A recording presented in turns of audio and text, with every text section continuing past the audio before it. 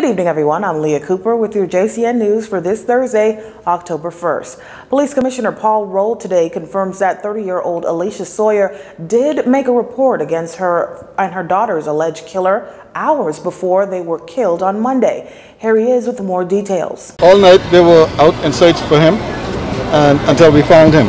At the time when we found him, unfortunately, this woman was found dead. But unlike when you have two persons in the home, they were not living together. When you have two persons in the home, one abuse the other, we separate. Okay, and then we can then get those separation and get social services involved. We get court order. The daughter has since been identified as 8-year-old Ednique Wallace. She's the second child in the Nassau Village community to be killed over the past week. On September 20th, 7-year-old Reyes Williams was caught in the crossfires of a drive-by shooting on Esmeralda Avenue and Alexander Boulevard. Sawyer and her daughter was found dead in their home on Stack Avenue in Nassau Village early Monday morning.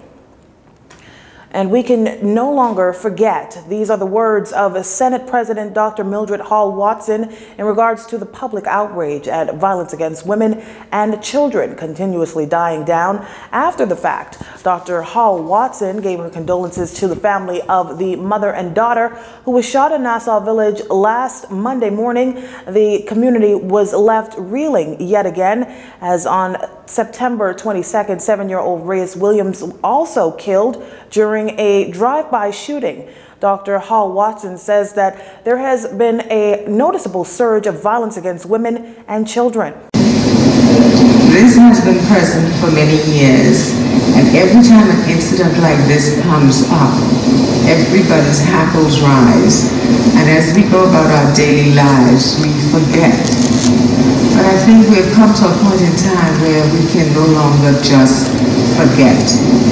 We need, as a community, not as a political organization or one particular church, we need as a community to begin to develop methodologies by which we can assist in decreasing this kind of activity in our communities. Present at the upper chamber, Attorney General Carl Bethel also gave his input on the terrible issue in the country. Reminded us of the terrible problems of domestic violence and abuse and the terrible situations that can sometimes confront the children of our nation, and called on all of us as a people to do more to uphold the value of life, to uphold the sanctity of women and children,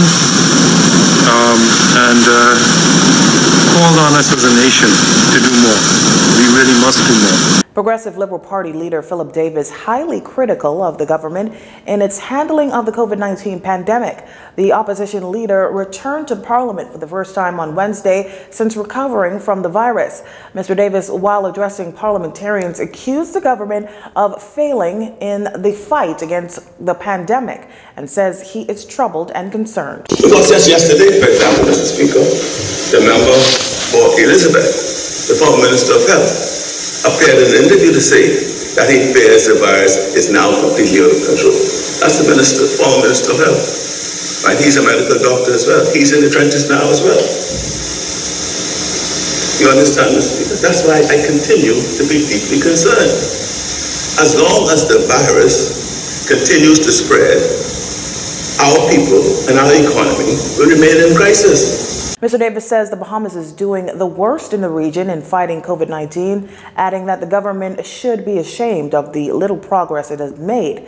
Mr. Davis contends that insofar as around the world, the Bahamas is in last place as to how it's dealing with the pandemic. 1 month after our borders were reopened, the COVID-19 virus was spreading rapidly throughout our island. This is not the case in many other countries.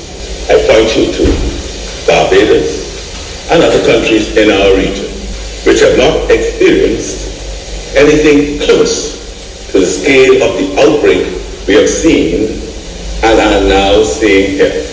This spread in infections resulted in thousands of Bahamians contracting the virus over the past few months, along with fellow parliamentarians and members of staff of this place. However, Health Minister Renward Wells noted that the Bahamas is doing well in its fight against the virus. Mr. Speaker, we have in this country a 2.3% fatality rate for COVID-19. When you look at that, Mr. Speaker, that is in the top tier of the 1% globally.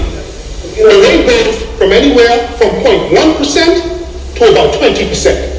And it speaks to your capacity in the healthcare system to be able to deal with those persons presenting with COVID-19. Despite this, the opposition leader contends that there was not enough testing or tracing in place to stop a few cases from turning into a few thousand.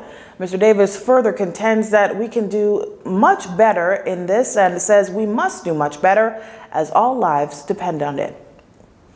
Over the past 5 years, an average of 664 people are granted bail by the courts in the Bahamas. The National Security Minister, Marvin Dame, says this much during his contribution to the debate on the amendment to the Bail Act in the House of Assembly yesterday. Within the 5-year period, the highest number of persons granted bail were in 2017 with 809 and 2018 with 939 persons. Minister Dame says that while crime continues to trend downwards, communities continue to be outraged by malicious acts of violence and a desire for swift justice arises. The minister says to deprive one of their liberties in itself would be an offense. Therefore, they cannot deny someone the fundamental right of bail, particularly if they have not been found guilty. Mr. Dame says that moving forward, a biometric technology system that manages all bail applications through the islands of the Bahamas will be introduced. Minister Dames adds that if any person does not follow the bail laws, the new system will be prompted to send an alert to the Royal Bahamas Police Force. You're watching JCN News. Stay with us. This segment of the news was brought to you by Alive.